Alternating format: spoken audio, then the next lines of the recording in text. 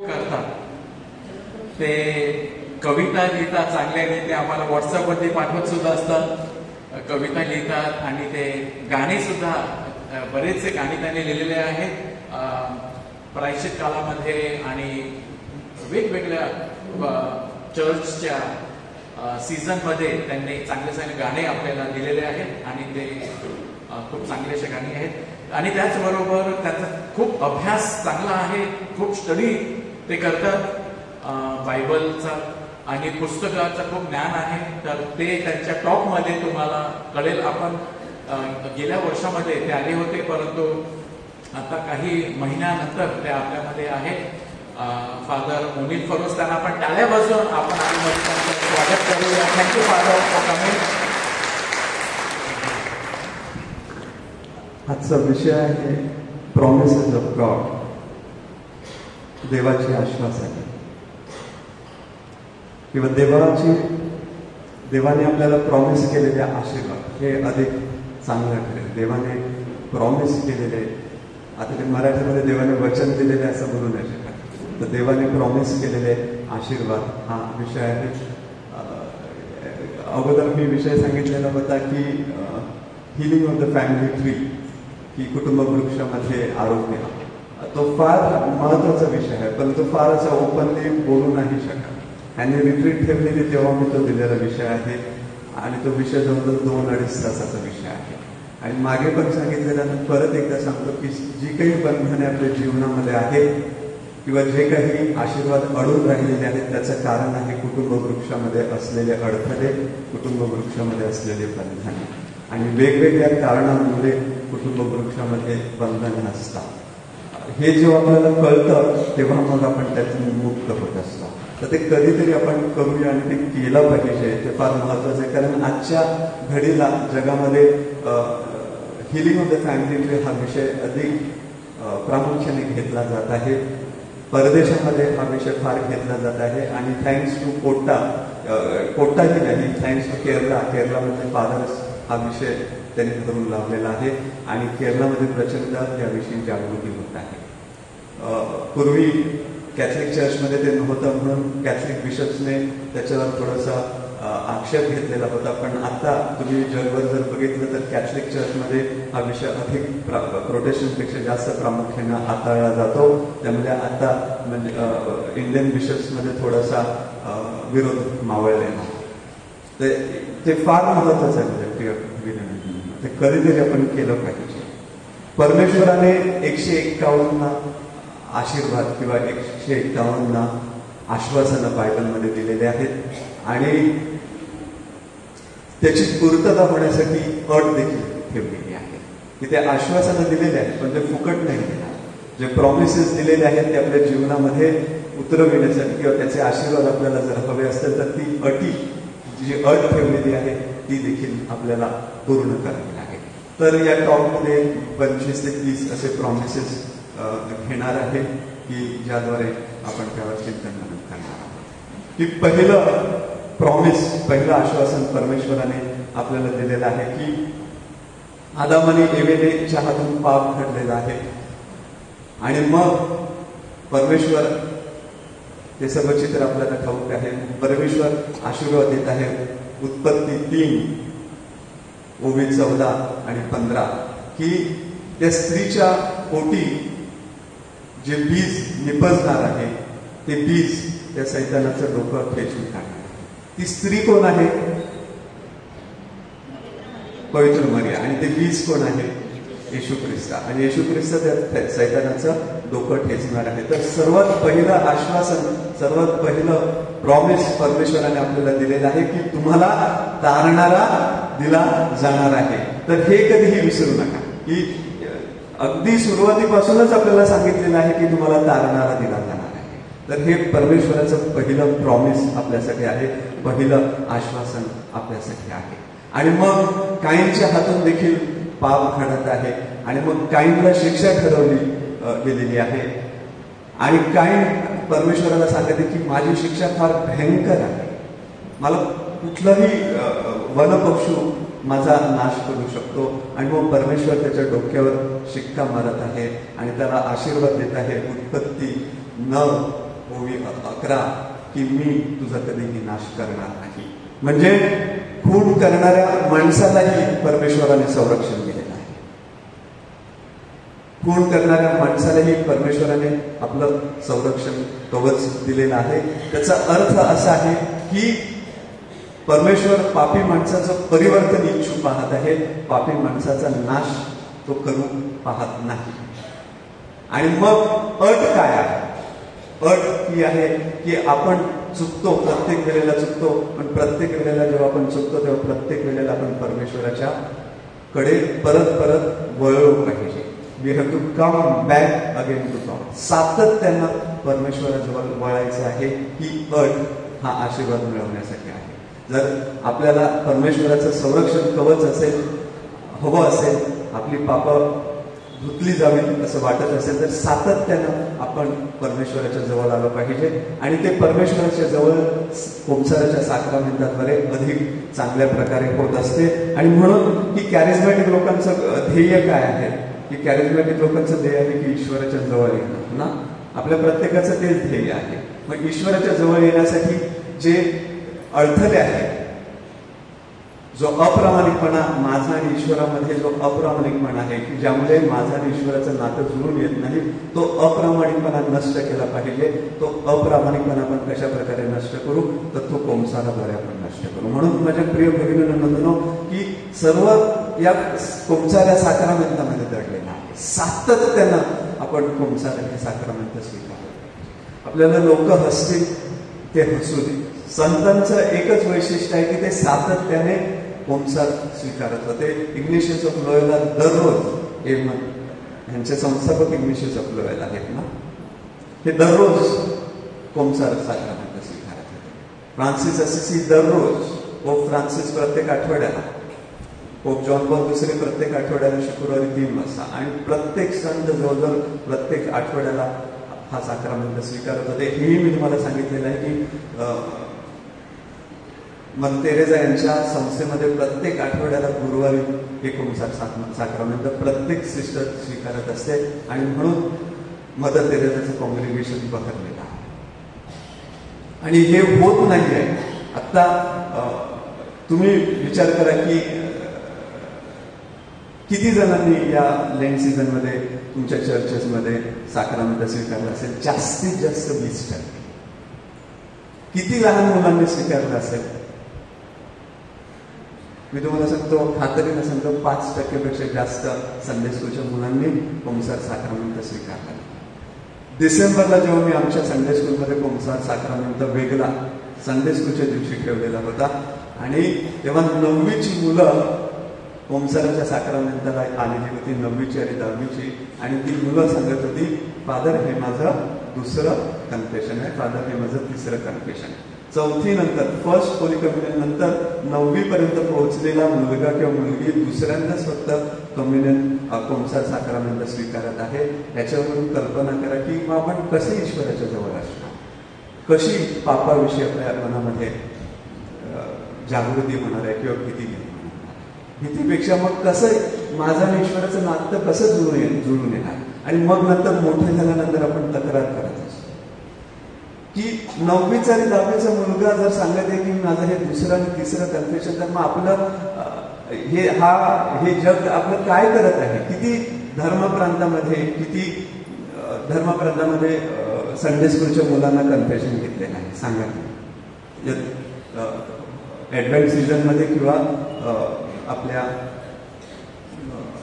उपासना, मी तुम्हाला खात्रीने सांगतो, फक्त आमच्या चर्चमध्ये घेतलेलं आहे, बाकी कुठेच हे घेतलेलं, मुंबईमध्ये तर कुठेच नाही. मग कुठे काय करत आहोत आपण? कसला बडेजाव आपण निर्वता? संपूर्ण दिवस कोमसार साक्रामेंट ठेवलेला आहे, 3 दिवस ठेवलेला आहे, 2 दिवस ठेवलेला आहे. काय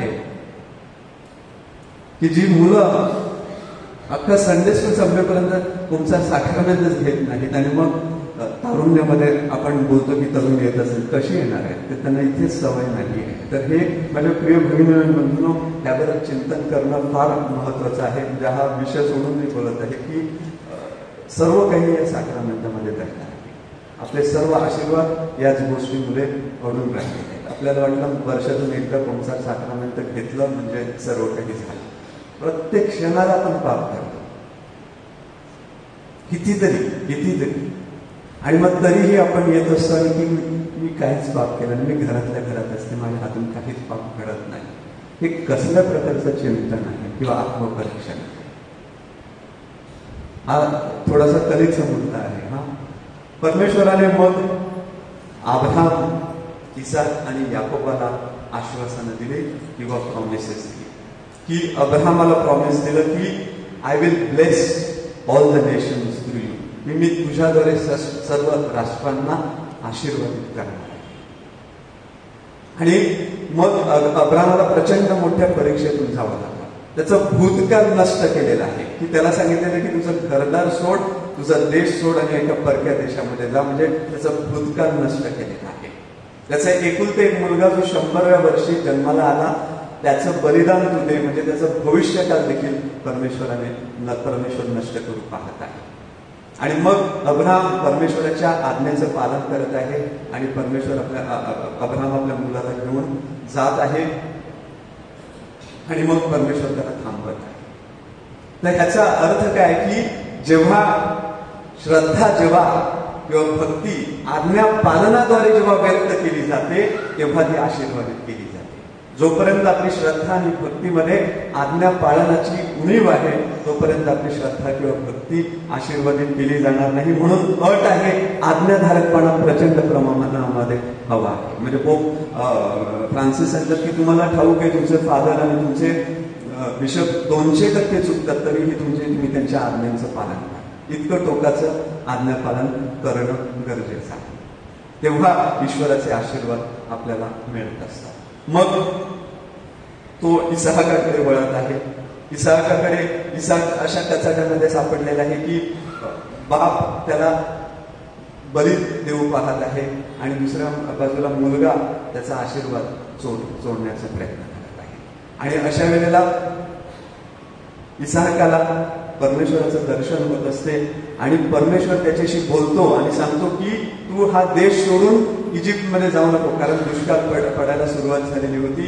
तू हा देश सोडून इजिप्तमध्ये जाऊ नको, मी तुला आशीर्वादित करीन. आणि इसाहक त्याचं ऐकतो, परमेश्वराचं ऐकतो आणि परमेश्वर त्याला सुरक्षित ठेवत आहे.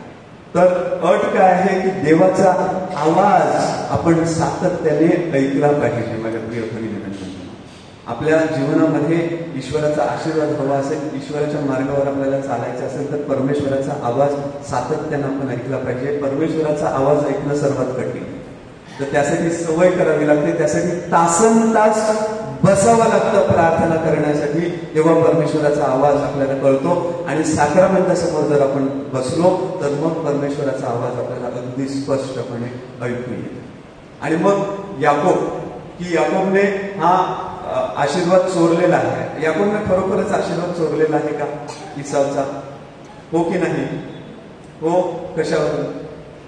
त्याने ते हे करू, पण याकोबाने इसावचा आशीर्वाद चोरलेला नाही. तुम्ही ते वाचा. इसावने तो आशीर्वाद विकलेला आहे याकोबाला. पूर्वी अगोदरचं वाचा की याकोबाने आशीर्वाद चोरलेला नाही, इसावने तो आशीर्वाद याकोबाला विकलेला आहे. कशासाठी ते सर्व मी आता सांगत नाही, ते तुम्ही वाचून बघा. आणि मग याकोब त्याच्यापासून पळून जात आहे कारण इसाव त्याला मारण्यासाठी टपलेला आहे. आणि मग तो पळता एका ठिकाणी जाऊन झोपी जातो आणि त्या झोपेमध्ये त्याला परमेश्वराचं दर्शन घडते आणि आकाशातून देवदूत खाली उतरताना आणि वर जाताना तो पाहतो. तेव्हा याकोबाचे डोळे उघडतात. तर अट काय आहे परमेश्वराचं आश्वासन प्राप्त करून घेण्यासाठी, आशीर्वाद मिळवण्यासाठी, की आपल्याला ईश्वराला पाहता आला पाहिजे. ईश्वराला आपण कसे पाहू शकतो? ईश्वराला आपण श्रद्धेच्या डोळ्यांनी पाहू शकतो. आता श्रद्धेच्या डोळ्यांनी आपण कसे पाहू शकतो ते सांगतो. किंवा श्रद्धेच्या हातांनी आपण त्याला स्पर्श केलं पाहिजे. ते म्हणजे आता मरिया मागदलीने येशूला बिलगण्याचा प्रयत्न करत होती ना. येशूने त्याला सांगितलं थांब, तिला सांगितलं थांब. त्याचा अर्थ की आता तुम्हाला असं स्पर्श करू नको, तर श्रद्धेच्या हाताने स्पर्श कर. हा त्याचा अध्यात्मामध्ये अर्थ आहे. श्रद्धेच्या हाताने कसं ते सांगतो. आणि श्रद्धेच्या डोळ्यांनी पाहायला शिकलो पाहिजे. म्हणजे आजचं शुभवर्तमान फार सुंदर आहे. आजच्या शुभवर्तमानामध्ये बघा की 2 संदेश त्यातून फार सुंदर येतात की प्रभू येशू ख्रिस्त हे संपूर्ण रात्र मासे पकडून थकलेले आहेत. प्रभू येशू ख्रिस्त त्यांना दर्शन देतो, त्यांना सांगते की जाळी दुसऱ्या बाजूला टाका, अजून ओळखलेलं नाही. मासे पकडल्यानंतर प्रभू येशू ख्रिस्त त्यांच्यासाठी नहारी तयार करतो, अजूनही ओळखलं नाही. त्यांच्याबरोबर मासे आणि तो पाव खातो, तरीही ते ओळखत नाहीत. आणि शेवटी काय सांगतात, तू कोण आहे? म्हणजे श्रद्धेच्या विश्वासाच्या डोळ्यांनी ते पाहू शकले नाही, कारण विश्वासाचे आणि श्रद्धेचे डोळे त्यांचे बंद झालेले होते. आणि म्हणून पुनरुत्थित येशू त्यांच्या समोर आहे तरीही ते पाहू शकले नाही. म्हणजे प्रिय भगिनींनो, आशीर्वाद आपल्या जवळ आहेत, पण आपल्या श्रद्धेचे विश्वासाचे डोळे उघडे नसले तर मग हे आशीर्वाद येऊन जातात ह्याचीही आपल्याला जाणीव नसते. तर जागृत असायला हवा श्रद्धेच्या आणि विश्वासाच्या डोळे उघडे ठेवून. आणि की बघा, आपलं परमेश्वर बघा किती साधा आणि सोपा आहे. आपण ते मोठं भव्य दिव्य केलेलं आहे सगळं, की तो अगदी सामान्य माणसासारखं येऊन त्यांच्या बरोबर उभा राहतो, त्यांच्यासाठी न्याहारी तयार करतो, आणि तरीही त्याला ओळखत नाही. इतका साधा आहे. There is no funfair in Jesus. साधा, अगदी साधा. आपण सर्व भव्य आणि दिव्य केलेलं आहे, आणि या भव्य आणि दिव्यतेमध्ये येशू नाही सापडतो. त्यांनी त्याला समुद्रावर काय म्हणून पाहिलं? देवपुत्र म्हणून नाही पाहिले, माणूस, कोणतरी एक माणूस उभा आहे म्हणून त्यांनी पाहिला आणि त्याला विचारलं, तू कोण आहेस? या भव्य आणि दिव्यतेमध्ये तो ईश्वर गायब झालेला असतो. आपण मग सर्व मानवी दृष्टिकोनातून करू लागत असतो. आणि म्हणून म्हणजे प्रिय भगिनींनो, जेवढं साधेपणामध्ये, सोपेपणामध्ये करता येईल ना ते करा. की मोठं, फार मोठं, म्हणजे कधी कधी ते क्वायरवाल्यांना हसू येतं की त्यांचं अख्खं लक्ष क्वायरमध्येच असते, भक्ती विसरते. की गाणं कसं करायचं, मिसाला त्याच्या 10-15 प्रॅक्टिसेस घेत असतात, पण मिसाला येण्यासाठी काहीच तयारी नसते. मग ही भव्यता आणि दिव्यता नेणार कुठे? ईश्वर साधेपणामध्ये आपल्यासाठी हजर असतो. मग ह्या श्रद्धेच्या आणि विश्वासाच्या डोळ्यांनी पाहायचं कसं? तर चर्च आपल्याला, मी नाही सांगत, चर्च आपल्याला सांगत आहे की साक्रामेंटाद्वारे जेव्हा भाकर उचलली जात असते तेव्हा त्या भाकरीमध्ये ती भाकर नसते तर ईश्वर हजर असतो. हे जेव्हा आपण स्वीकारतो तेव्हा आपण श्रद्धेच्या डोळ्याने किंवा विश्वासाच्या डोळ्याने पाहतो. जेव्हा आपण ती भाकर स्पर्श करून स्वीकारतो तेव्हा श्रद्धेच्या हाताने ती भाकर किंवा ईश्वराचं शरीराला किंवा ईश्वराला आपण स्पर्श केलेला आहे, हा त्याचा अर्थ आहे. म्हणून श्रद्धेच्या आणि विश्वासाच्या, म्हणून जर सातत्याने जेव्हा आपण ओमकार साखरमेंट स्वीकारत असतो तेव्हा आपलं संपूर्ण जीवनच ख्रिस्तमय होते. मग इथे श्रद्धेचे डोळे, श्रद्धेचे हात, अशा कसल्याच गोष्टीची गरज उरत नाही. ख्रिस्त सरळ आपल्या अंतःकरणामध्ये येऊन वस्ती करू लागतो, कारण ओंकाराद्वारे आपण त्याला जागा केलेली असते. आणि म्हणून श्रद्धेच्या डोळ्यांनी, विश्वासाच्या डोळ्यांनी पाहायला आपण शिकलो पाहिजे. हे फार मोठं आव्हान आपल्या समोर आहे. मग प्रभू येशू ख्रिस्त चौथा आश्वासन देत आहे गणना पुस्तकामध्ये की मी तुम्हाला माझी लोक म्हणून स्वीकारणार आहे. लोक म्हणजे कशी? I will take you as my special people. आशीर्वादित लोक म्हणून मी तुमचा स्वीकार करणार आहे. आणि म्हणून प्रभू येशू ख्रिस्त त्यांना गुलामगिरीतून मुक्त करण्यासाठी मोशेला पाठवतो. कारण जोपर्यंत आपण बायबलमध्ये त्याचा अर्थ काय आहे की जोपर्यंत ही लोक गुलामगिरीमध्ये आहेत तोपर्यंत ही माझी लोक होऊ शकत नाही. गुलामगिरीतून मुक्त झाल्यानंतरच ती माझी प्रिय लोक, आशीर्वादित लोक होऊ शकतात. जोपर्यंत गुलामगिरीमध्ये आहेत तोपर्यंत होऊ शकत नाही. जोपर्यंत आपण पापाच्या गुलामगिरीमध्ये आहोत तोपर्यंत आपण ईश्वराचे प्रिय किंवा लाडके लोक होऊ शकत नाही. आणि म्हणून तो आटापिटा करतो आणि मोशेला पाठवतो आणि त्यांना इस्रायलच्या गुलामगिरीतून मुक्त करतो, कारण त्यांना प्रिय, आवडते लोक असं बनवायचं होतं. आणि प्रिय आणि आवडती लोक जेव्हा आपण होतो तेव्हा 3 गोष्टी आपल्याला प्राप्त होत असतात. पहिली गोष्ट होते की आपल्याला आपल्या बापाचं नाव मिळते, ईश्वराचं नाव आपल्याला मिळते, ईश्वराचे आशीर्वाद आपल्याला मिळते आणि ईश्वराचे आपण वारसदार होतो. म्हणजे ईश्वराची प्रॉपर्टी, संपत्ती, देवाचे आशीर्वाद आपल्याला मिळू लागतात. आणि मग हा निवडलेपणा, हा प्रियपणा कशासाठी आहे? आता इथे कॅरिझमॅटिक लोकांनी थोडंसं सिरियसली घ्यायला हवं की हा निवडलेपणा म्हणजे आपण त्याचे प्रिय राष्ट्र झालेलो आहोत, त्याचे आपण प्रिय धर्मगुरू झालेलो आहोत.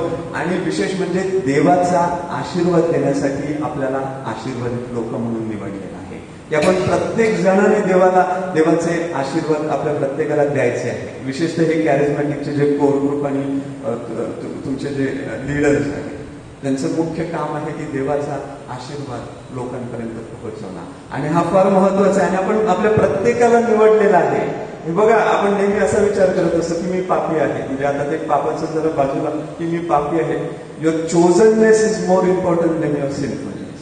की मी निवडलेला आहे हे महत्वाचं आहे माझ्या पापापेक्षा, की मला निवडलेला आहे. मी पाप हे परमेश्वर नंतर पाहणार आहे, पण माझं निवडलेपण हे पहिलं पाहणार आहे. मग माझं निवडलेपणा मी अंमलात आणत आहे का? म्हणजे साधी सोपी गोष्ट घ्या, की तुम्हाला कम्युनियन वाटर करण्यासाठी निवडलेलं आहे. खूप जण मला सांगतात की मी स्वतःला पात्र समजत आहे, मी कसं डिस्ट्रीब्यूट करू. तर ते नका बघू, तुम्हाला निवडलेलं आहे ते बघा. तर आपल्या प्रत्येकाला निवडलेलं आहे हे महत्वाचं आहे. हे जेव्हा आपण विसरतो तेव्हा मग आपण आपल्या डोक्यामध्ये सतत पाप येत असते. म्हणून आपलं निवडलेपणा मोठा आहे आपल्या पापापेक्षा. तर आपण निवडलेलो कशासाठी आहोत? देवाचा आशीर्वाद इतरांपर्यंत पोहोचविण्यासाठी. आता देवाचा आशीर्वाद कशा प्रकारे देतो आता त्याच्यावर चिंतन, म्हणजे त्याच्यावर बोलत नाही, कारण मग वेळ होणार आहे. तर हा आशीर्वाद बोलण्याचा आणण्यापुरता नाही आहे. हा म्हणजे इसहाकने याकूबला जेव्हा आशीर्वाद दिला तो दिला, परत घेतला नाही. तर आपण जो आशीर्वाद देतो आपल्या तोडक्या मोडक्या शब्दांद्वारे तो पोहोचतो, हा विश्वास ठेवा. म्हणून आशीर्वाद द्या. म्हणून हे मँगलोरियनचं एक फार चांगली गोष्ट काय माहिती, मिसानंतर ते आशीर्वाद घेण्यासाठी येत असतात. तर हा आशीर्वाद एकमेकांना द्यायचा आहे. आणि विशेषतः हे जे कॅरिझमॅटिक लीडर्स आहेत यांनी प्रत्येक या प्रेयर मिटिंगच्या शेवटी प्रत्येकाच्या डोक्यावर आशीर्वाद ठेवूनच पाठवायचा आहे. तर त्याची परिपूर्णता होत असते. त्याला ceiling of the Holy spirit देखील आपण म्हणत असतो. तर अट काय आहे मग आपल्यासमोर? अट ही आहे की आपल्याला पवित्र जीवन जगायचं आहे. पाप आहे पण प्रयत्न करायचे आहेत पवित्र जीवन जगण्यासाठी. Your usefulness depends on your holiness. ही तुमची उपयोगिता, आपली उपयोगिता आपल्या पावित्र्यावर अवलंबून आहे. देवाला एकच गोष्ट आपण देऊ शकतो, आपलं पावित्र्य, होलीनेस टू गॉड. ही एकच गोष्ट आपण देवाला देऊ शकतो. आणि मग पाचवा आशीर्वाद देव देत आहे योशुवाला, की I will be with you. Joshua अध्याय 1:9, की मी तुझ्या बरोबर सर्वदा असेन. हे वचन फार महत्वाचं आहे. हे वचन परमेश्वराने मोशेला देखील दिलं, जोशुवाला देखील दिलं, प्रवक्त्यांना देखील दिलं, संदेशकांना देखील दिलं, राजांना देखील दिलं, पवित्र मरियेला देखील दिलं. आणि हेच वचन प्रभू येशू ख्रिस्ताने आपल्यालाही दिलेलं आहे. मत्तेचं शुभवर्तमान अध्याय 28:20 जे शेवटचं वचन आहे, की मी सर्वदा तुमच्या बरोबर आहे. तर हे वचन फार महत्वाचं आहे. आणि या वचनाबरोबर सांगितलं अट आहे. हे वचन जर तुम्हाला हवं असेल तर तुम्हाला आज्ञा पाळाव्या लागतील. देवाच्या आज्ञा पाळाव्या लागतील. ही अट जोशुवानेच दिलेली आहे, म्हणजे परमेश्वराने दिलेली आहे. हे आज्ञा तुम्हाला पाळाव्या लागतील. आता आज्ञा का महत्वाच्या आहेत? देवाच्या 10 आज्ञा किंवा इतर कुठल्याही आज्ञा घ्या तुम्ही. 10 आज्ञाचे ह्यांनी 602 आज्ञा केल्या आणि येशूने ते परत 2 वर आणून ठेवलेले आहेत. पण आज्ञा महत्वाच्या का आहेत? कारण आत्ताच मी सांगितलं की यहुदी लोक देवाची निवडलेली लोक झाली, देवाची प्रिय लोक झाली. कधी? जेव्हा मोशेला 10 आज्ञा दिल्या आणि 10 आज्ञांचा जेव्हा त्यांनी स्वीकार केला तेव्हा ते देवाचे पवित्र लोक झाले, तेव्हा ते देवाचे प्रिय लोक झाले. इतकं आज्ञाला महत्व आहे की जेव्हा आपण आज्ञा ईश्वराचे सिरियसली घेतो तेव्हा आपण देवाचे प्रिय होतो, देवाचे लाडके होतो. आणि म्हणून आज्ञाला महत्व आहे. हिब्रू लोकांमध्ये किंवा यहुदी लोकांमध्ये विचारधारणा होती की ज्याला 10 आज्ञा ठाऊक आहे त्याला संपूर्ण शास्त्र ठाऊक आहे. म्हणजे 10 आज्ञाला किती महत्व विचार करा की 10 आज्ञा तुम्हाला ठाऊक आहे म्हणजे संपूर्ण बायबलच तुम्हाला ठाऊक आहे. आणि आणखीन एक त्यांची अशी समज होती की देवाची प्रतिमा 10 आज्ञांद्वारे प्रकट केलेली आहे. या 10 आज्ञांद्वारे देव कसा आहे देवाची प्रतिमा प्रकट केलेली आहे आणि म्हणून त्या 10 आज्ञा फार महत्वाच्या आहेत किंवा देवाच्या आज्ञा यासाठी महत्वाच्या आहेत. एक की ते निवडलेले लोक कधी दिले, जेव्हा 10 आज्ञा मिळाल्या तेव्हा देवाची प्रतिमा त्याद्वारे प्रकट केली जाते आणि ज्याला 10 आज्ञा ठाऊक आहेत त्याला संपूर्ण बायबल ठाऊक आहे. मग आणखीन एक अट आपल्या दृष्टीने काय आहे की देवाच्या शब्दाचं वाचन करणं सातत्य. म्हणजे प्रिय भगिनींनो, आता युट्यूबवर देवाची वचनं आहेत ती फक्त टाका ऑडिओ आणि सकाळी उठल्यापासून ते लावा. इंग्लिशमध्ये आहेत, आपल्याला समजलं नाही तरीही चालेल, ते मोठ्याने लावा. बघा त्याचे आशीर्वाद किती येत असतात. आणि मी तुम्हाला सांगतो प्रकटीकरणाचं तुम्ही लावा. आणि प्रकटीकरणाचं विशेष एक आहे, मी ह्यांना पास करतो की ज्याच्यामध्ये वचन बोललं जात आहे आणि प्रार्थना देखील केली जात आहे. ते प्रचंड फायद्याचं ठरलेलं आहे. हे अगदी अलीकडे 1 महिन्या अगोदर डिस्कवरी झालेली आहे आणि जिथे बंधनं आहेत त्या घरामध्ये त्याचा फार चांगला अनुभव मी पाहिलेला आहे. तर प्रकटीकरण हे उठल्याबरोबर लावा. मी ते ह्यांच्यासाठी पास करतो आणि ते विशेषतः ते 1 तासाचं आहे आणि तुम्ही बघा किती मुक्त झाल्यासारखं वाटतं. तर सातत्याने देवाचा शब्द लावा ना आपल्या घरामध्ये. सकाळ दुपार संध्याकाळ आपल्या घरामध्ये जे आजारी आहेत त्यांच्या बाजूला लावून ठेवा ना. ती आशीर्वाद माझ्या प्रिय भगिनींना येत असतात त्याकडे. मग इर्मयाला देवाने वचन दिले, आश्वासनं दिलेले आहेत. इर्मयाला 4 आश्वासनं प्रभूने दिलेले आहेत इर्मया संदेशात. की इर्मया संदेशाला पहिलं आश्वासन दिलेलं आहे की मी तुझ्याबरोबर आहे आणि मी तुला मुक्त करणार आहे. इर्मया संदेश 20 वर्षाचा पद्धती, हे वैयक्तिक आश्वासन इर्मया संदेशाला दिलेलं आहे. 20 वर्षाचा असताना कोला त्याला निवडलेला आहे परमेश्वर. ही 20 वर्षाच्या तरुणाला निवडलेला आहे आणि देवाचा शब्द त्याला सांगण्यासाठी निवडलेला आहे. आणि भल्या राजांसमोर, राष्ट्रांसमोर, संदेशांसमोर इर्मया संदेशा न घाबरता देवाचा संदेश देत आहे. आणि इर्मया संदेशाला 3 वेळा अक्षरशः म्हणजे जवळजवळ ठार मारलेला होता, पण तरीही त्यातून तो वाचलेला आहे. कारण परमेश्वराने त्याला आश्वासन दिलेलं आहे, मी तुझ्या बरोबर आहे, मी तुझं संरक्षण करीन. आणि कशासाठी हे लोक चिडलेले होते इर्मया संदेशाकडे? कारण इर्मया संदेशा सत्य सांगत होता. की इर्मया संदेशा लोकांना सांगू लागलेलं होतं की इस्रायलवर संकट येणार आहे, सावध राहा. पण खोटे संदेश ते लोकांना सांगत होते, ह्याचं ऐकू नका, हाच खोटा संदेश आहे.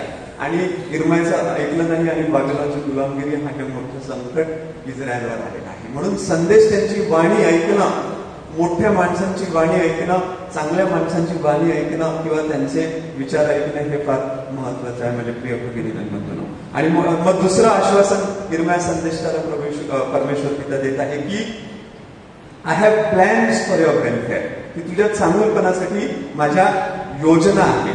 आणि बघा, हे केवळ इर्मया संदेशासाठी नाही तर इस्रायली लोकांसाठी देखील आहे. इस्रायली लोक बाबिलोनच्या गुलामगिरीमध्ये गेलेले आहेत.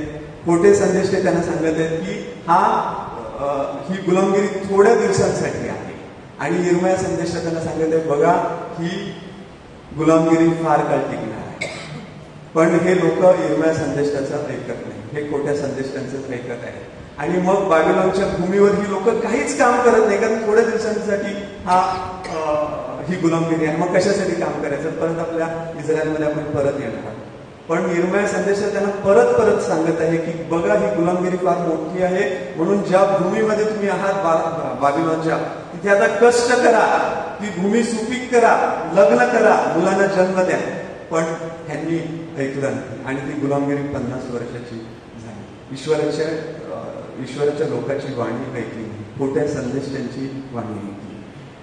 ही खोट्या संदेश त्यांची वाणी ऐकताना फार सावध राहा.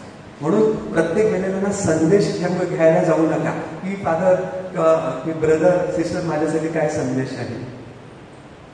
कशासाठी प्रत्येक वेळेला संदेश घ्यायला लागतात? मग संदेश जर घ्यायचाच असेल ना तर बसा ना सातत्याने ईश्वराच्या समोर, आपाप संदेश मिळत आहे. म्हणून ती फार मोठी चूक कॅरिझमॅटिक करत आहे की हा संदेश आलेला एवढं सोपं नाहीये. ते संदेश येतात का? येतात, पण ते एवढं सोपं नाही. तो तपासून घ्यायला हवा. साखरपुड्यासमोर एक 50 हे झाले, ते झाले, ते झाले असं नाही आहे. ताबोरला तुम्ही पोट्टाला तुम्ही बघा, ते मध्यस्थीसाठी रविवारी बसलेले असतात 24 तास. ते गुरुवारी संदेश देतात आणि मग ते गुरुवारी फादर संदेश सांगत असतात. फादर नाही सांगत, ते तिथून आलेले 24 तास 5 दिवस मध्यस्थी करत बसतात, तेव्हा ते संदेश त्यांना येतात, तेव्हा ते संदेश फादर घोषित करीत असतात. आपण एक प्रार्थना सभा 1 तासाची प्रार्थना सभा घेतो आणि संदेश घोषित करायला लागतो. हे नाही एवढं सोपं. आणि म्हणून कितीतरी संदेश खोटे ठरतात आणि मग त्यानुसार वागत आहेत. खूपशी लोक बर्बाद झालेली आहेत ते खोटे संदेश ऐकून, की त्यानुसार जगत आहे. थांबा ना, तो संदेश येत आहेत पण तो खात्री करून घ्या. आणि ही वाणी माझ्या प्रिय अभिनंदनो संदेशाची वाणी खरी ठरलेली आहे निर्मय संदेशाची. मग निर्मय संदेश त्यांना सांगत आहे की तिसरा आश्वासन परमेश्वर निर्मय संदेशाला देत आहे की I will not remember your since, की मी तुमची पापं विसरणार आहे. तर ते कसं, परमेश्वराने इस्रायली लोकांबरोबर 5 करार केले. पहिला करार कोणता होता? नोहा बरोबर केलेला करार आहे की यापुढे मी सृष्टीचा नाश करणार नाही. दुसरा होता अब्राहमाबरोबर केलेला करार, वैश्विक करार आहे की संपूर्ण विश्वाला मी आशीर्वादित करीन. तिसरा करार मोशे बरोबर केलेला होता सिनाई पर्वतावर, म्हणजे तुम्ही माझी आता निवडलेली लोक आहात. चौथा करार हा दावीद राजाबरोबर केलेला होता की तुझं राजघराणे अनंत काळ टिकणार आहे आणि तुझ्यामधून तारणारा जन्माला येणार आहे. आणि 5वा करार इर्मया संदेशाद्वारे केलेला आहे की हा करार आहे की आता मी तुमचा देव आणि तुम्ही माझी लोक. हा 5वा करार आहे. सर्वात मोठा करार कोणता आहे? तुम्हाला काय वाटते? सर्वात मोठा करार कोणता आहे? दाविदाचा. सर्वात मोठा करार दाविदाचा, कारण तुझं राजघराणे पद चिरकाळ टिकणार आहे आणि तारणारा तुझ्याच घराण्यातून जन्माला येणार आहे. हा सर्वात मोठा करार आहे. आणि आजही इस्रायलच्या कितीही हाल अपेक्षा होत असल्या तरी आजही इस्रायल टिकून आहे. इस्रायल फार घाणेरडं काम करत आहे. आजही या क्षणाला इस्रायल देश फार वाईट काम करत आहे. इस्रायलची बाजू घेऊ नका. सत्य माहीत पडल्याशिवाय इस्रायलची बाजू घेऊ नका. हे सर्व कारस्थानं जे घडत आहेत गाझावर, पॅलेस्टीन लोकांचे हाल इस्रायली लोक करत आहेत. हे त्या पॅलेस्टाईनच्या लोकांना दोष देऊ नका. आता जो हल्ला झाला इस्रायलवर, आपल्या सिरिया देशामधून ही लोक आली आणि हल्ला केला आणि हे इस्रायलला ठाऊक नव्हतं. इस्रायलला ठाऊक होतं. इस्रायलने तो हल्ला मुद्दाम घडवून दिला, म्हणजे इस्रायल लोक हे सिरियावर हल्ला करतील. आणि मग सिरियावर हल्ला केला की सिरियाने प्रतिकार केला की सिरियाला नष्ट करायचा. आणि मग सिरियाचा ताबा मिळून अमेरिका आणि इस्रायल कोणावर राज्य करणार होते? रशियावर. कारण तिथून मिसाईल सोडण्यासाठी सोपं जाणार होतं अमेरिकेला आणि इस्रायल, म्हणून हे नाटक केलेलं होतं. पण जेव्हा त्यांनी सिरियावर हल्ला केला तेव्हा सिरियाला रशियाने सांगितलेलं होतं प्रतिकार करू नका. त्यांनी काहीच केलं नाही आणि यांचं प्लॅन उद्ध्वस्त झाला. तर ही इस्रायलची मस्ती आहे. पण करार टिकून आहे की तुझं घराणं शेवटपर्यंत टिकेल. इस्रायलला कधीतरी पश्चाताप, कधीतरी इस्रायलला पश्चाताप. आज अमेरिकेचं सर्व राजकारण कोण करत आहे? इस्रायली. अमेरिकेची बँकिंग सिस्टम कोणाच्या हातामध्ये आहे? इस्रायल. अमेरिकेची मीडिया कोणाच्या हातामध्ये आहे? इस्रायल. अमेरिकाचं जे फेडरल बँक आहे, जी आपली रिझर्व्ह बँक आहे, ती प्रायव्हेट बँक आहे. रिझर्व्ह बँक कधी प्रायव्हेट बँक असते का कुठल्या देशाची? तर अमेरिकेची फेडरल बँक जी रिझर्व्ह बँक आहे ही प्रायव्हेट आहे. ते कोणाच्या हातामध्ये आहे? इस्रायली लोकांच्या हातामध्ये आहे. आणि हे सर्व डॉलरची किंमत ठरवत आहे आणि हे सर्व हा गोंधळ करत आहे. हे कोविड कोणाचं हे आहे? तुम्हाला काय वाटतं की हे घडलेलं आहे? ते घडवलेलं आहे.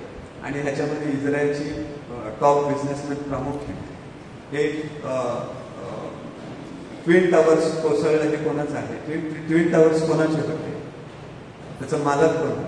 इस्रायल होता. आणि तो बरोबर 4 दिवसाअगोदर ट्विन टावर्स विकत आहे आणि 4 मोठे यहुदी घराणे ट्विन टावर्स मधून 4 दिवस अगोदर बाहेर पडतात आणि मग त्याच्यावर विमान कोसळतात. हे सर्व घडवलेलं आहे आणि ह्याच्यामध्ये इस्रायलचा प्रामुख्याने हात आहे. तर हे कारस्थान इस्रायल, म्हणजे विषय सोडून सांगत आहे, हे कारस्थान इस्रायल करत आहेत. म्हणून इस्रायल वेदनेमध्ये देखील आहे. पण करार परमेश्वराचा नष्ट झाला. तर विषय काय होता की मी तुमच्या पापांची क्षमा, मी तुमची पाप विसरणार आहे. एक करार केला, तो मोडला, तरी परमेश्वराने ते पाप विसरून दुसरा करार मोडला, तरीही परमेश्वराने ते विसरून तिसरा करार केला. म्हणजे एक करार मोडत गेले, परमेश्वर त्यांची पाप विसरत गेला आणि नवीन करार करत गेला. तो त्याचा अर्थ आहे की मी तुमची पाप स्मरणार नाही. तर प्रत्येक वेळेला तो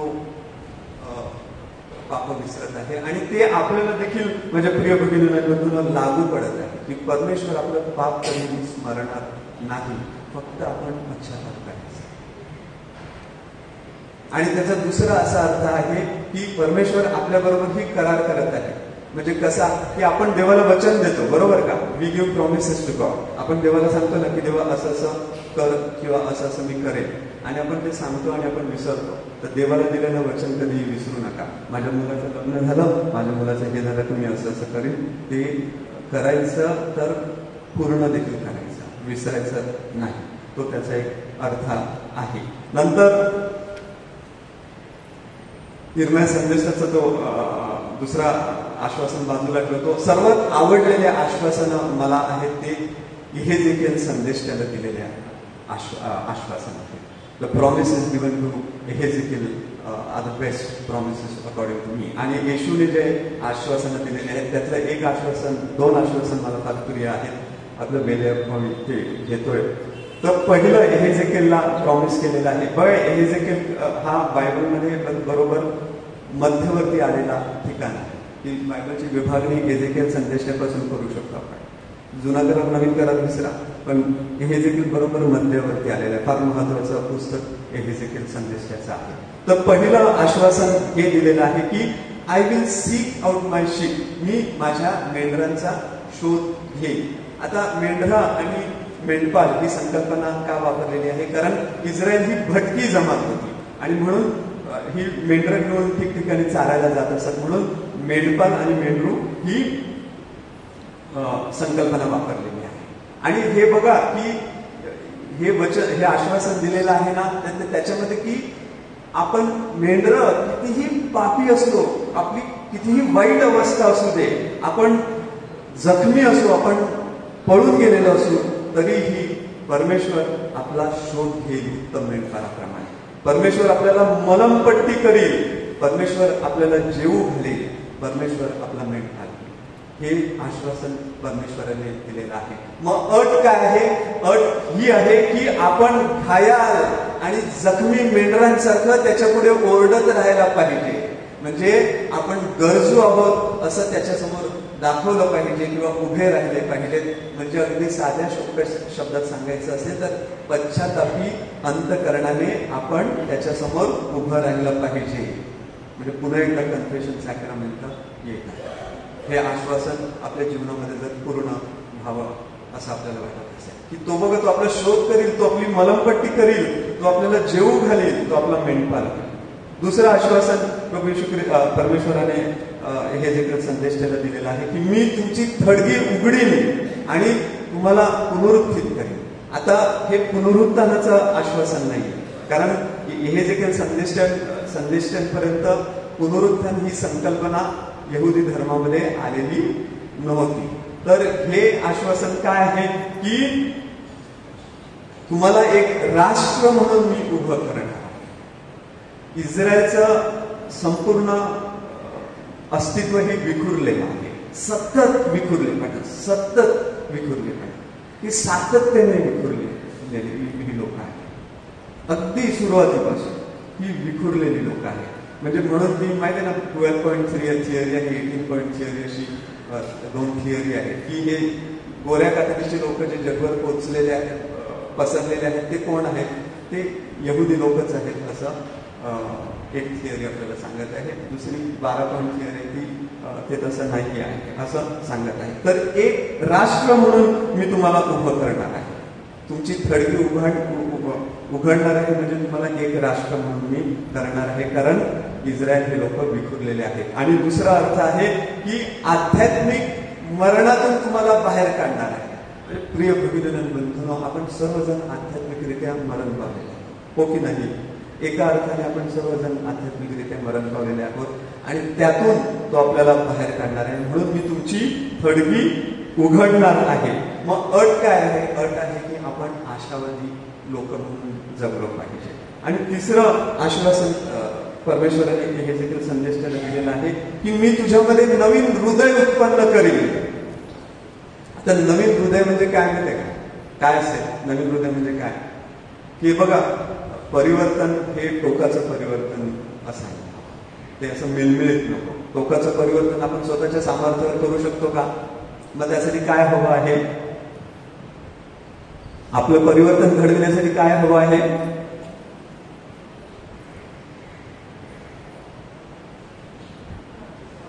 देवाचा आशीर्वाद काय? तो शब्द आहे. तो शब्द काय? कृपा. कृपेशिवाय आपण काहीच करू शकत नाही. मग ते नवीन हृदय उत्पन्न करेन, नवीन हृदय देईन तुम्हाला, म्हणजे मी कृपा देईन तुमच्या जीवनामध्ये तुमचं परिवर्तन घडवून आणण्यासाठी. तर त्या नवीन हृदयाचा अर्थ आहे कृपा. आणि जीवनामध्ये आपल्याला कृपेची गरज आहे. म्हणून संत पौल आपल्याला सांगत आहे की तुझी कृपा मला पुरेशी. मग होशेया संदेश त्याला आणखी एक आश्वासन प्रभू येशू ख्रिस्त देत आहे की मी तुला माझी लोक म्हणून करणार आहे. आता होशेया संदेश त्याची बायको आपल्याला ठाऊक आहे, गोमर ही वारांगना आहे, वारांगना झालेली आहे, ती त्याला सोडून गेलेली आहे. आणि तरीही होशेया संदेश तिला क्षमा करतो आणि तिला परत मिळवण्यासाठी दावरी हुंडा देतो.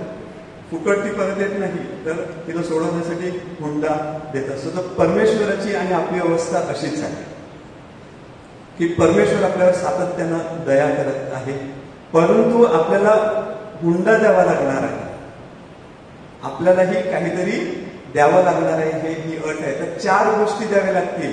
आपली नैतिकता द्यावी लागेल, आपली दयाशील वृत्ती द्यावी लागेल, आपली न्यायी वृत्ती द्यावी लागेल आणि आपलं प्रेम आपल्याला द्यावं लागेल. तरच आपण त्याची प्रिय लोक होऊ. नाहीतर ही अट आहे. तर आपली प्रिय लोक होण्यासाठी या 4 गोष्टी हव्या आहेत. आणि देवाचं ज्ञान मिळवण्यासाठी, आता हा विषयांतर आहे, देवाचं ज्ञान मिळवण्यासाठी 4 गोष्टींची गरज आहे. देवाचं ज्ञान मिळवण्यासाठी नीतिमत्ता, न्यायीपणा, दया आणि प्रेम. देवाचं ज्ञान म्हणजे काय? देवाचं ज्ञान म्हणजे काय? देवाचं ज्ञान बौद्धिक ज्ञान नाही. देवाचं ज्ञान, knowledge of God in Bible means experience of God. देवाचं ज्ञान बायबलमध्ये म्हणजे देवाचा अनुभव. आणि देवाचा अनुभव मिळवण्यासाठी देखील या 4 गोष्टींची गरज आहे. न्यायीपणा, दयाळूपणा, प्रेम आणि नीतिमत्ता. आणि देवाचा अनुभव आल्यानंतर काय होत असते? आपलं परिवर्तन घडत असते. तर परिवर्तन घडविण्यासाठी देखील कोणत्या गोष्टींची गरज आहे? नीतिमत्ता, न्यायीपणा, दयाळूपणा आणि प्रेम या गोष्टींची गरज असते. तर ही गोष्ट आपल्याला मिळवायची आहे. मग देवाचे येशूने आशीर्वाद आपल्याला दिलेले आहेत किंवा येशूने आश्वासनं दिलेली आहेत. पहिलं आश्वासन येशूने दिलेलं आहे की मी तुम्हाला I will make you fishers of men, की मी तुम्हाला माणसे धरणारे बनवणार आहे. म्हणजे त्याचा अर्थ प्रभू येशू ख्रिस्त आपल्याला पार्टनर करणार आहे. आणि हे कशासाठी पार्टनर? काय करण्यासाठी?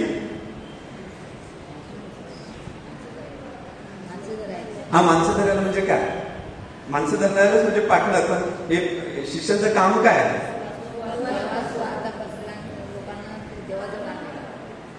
आणखीन खरं म्हणजे हे आपण आजपर्यंत हेच ऐकलेलं आहे की शिष्याने येशूची सुवार्ता पसरवायची आहे. पण अध्यात्मामध्ये disciples have to preach the presence of God. देवाची उपस्थिती, घोषित करायची की देव आपल्यामध्ये आलेला आहे, देव आपल्यामध्ये राहत आहे, आता आपल्याला भीती नाही. तर देवाची उपस्थिती घोषित करायची. म्हणजे नेमकेपणा शिकूया आपण.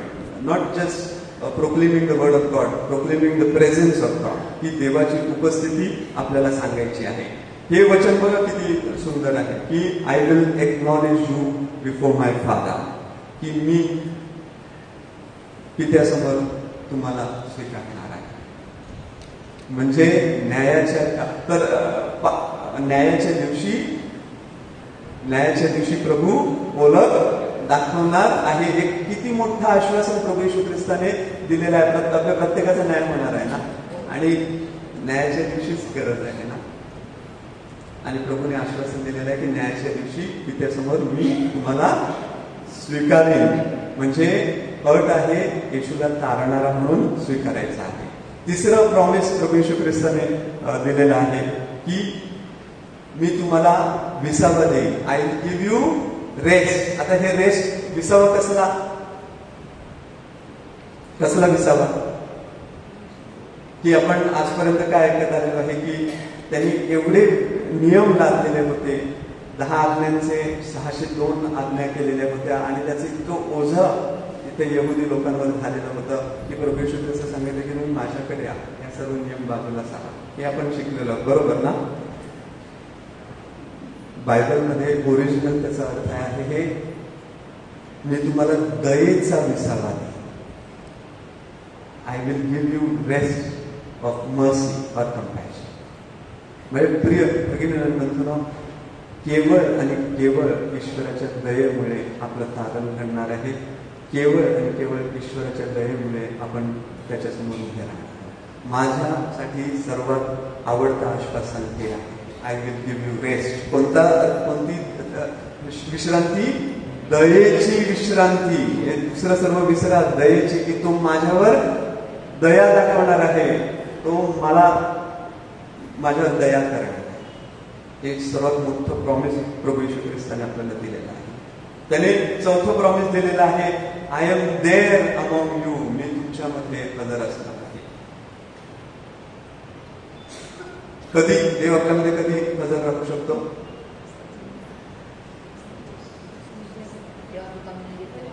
जेव्हा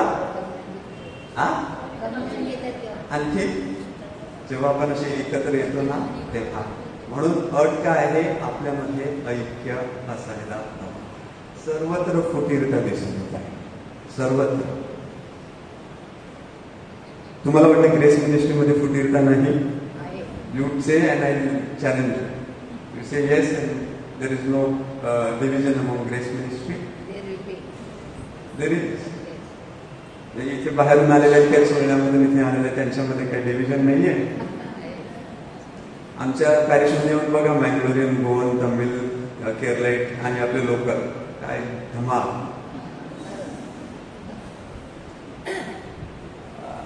आपण कुठेच उरणार नाही. आपल्याला एकत्र आहे सर्व दिसतं. सर्वात या घडीला चर्चला सर्वात पोखरता येतो हीच गोष्ट आहे, डिव्हिजन. वसईमध्ये काय डिव्हिजन नाही आहे. वाडवल, कुपारी, मालिकपूर आणि नाही आहे. फार मोठी डिव्हिजन आहे, फार विचित्र वातावरण. स्वीकारा, लपू नका. आपण निर्वत आहोत. It is destroying, disturbing. आमच्या पादरांमध्ये, सिस्टरांमध्ये किती आहे, तिथे नाहीये, ऐकत असते. हा, वी हॅव टू होल्ड. पाचवा प्रॉमिस प्रभू येशू ख्रिस्ताने दिलेला आहे की I am with you always, की मी सर्वदा तुमच्या बरोबर असेल.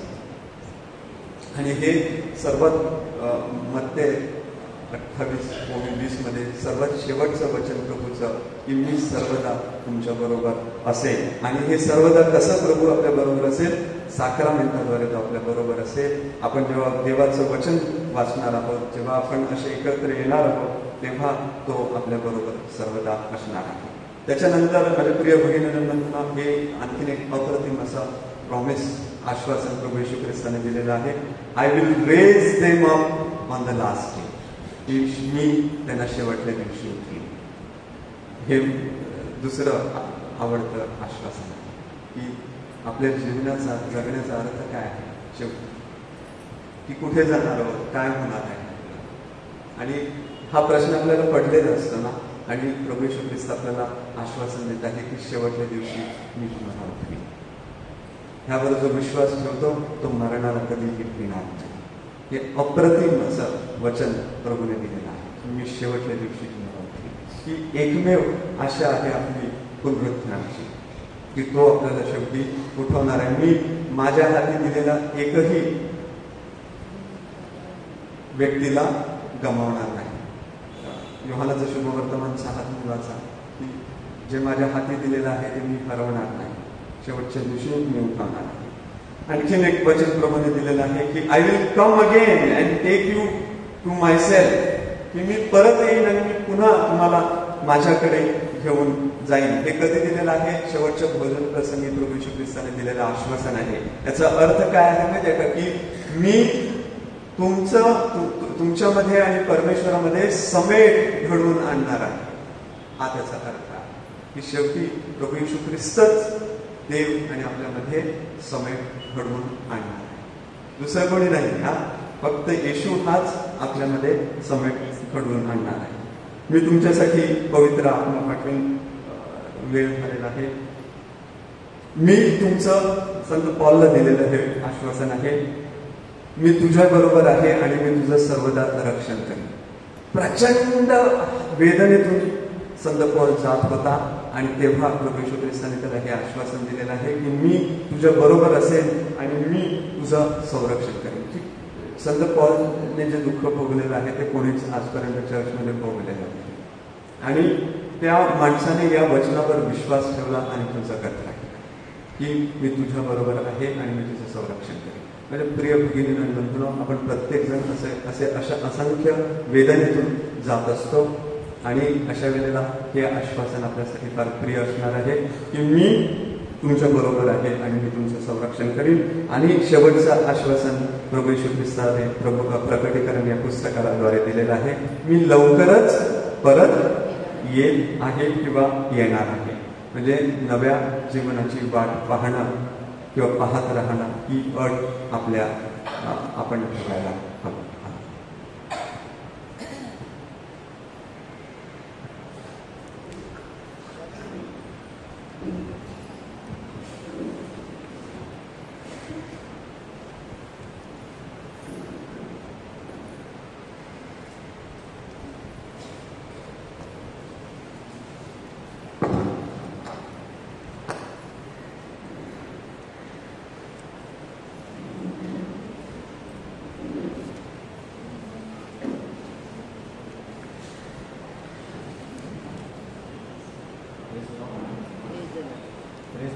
Praise the Lord. Hallelujah. Hallelujah. Hallelujah. Hallelujah.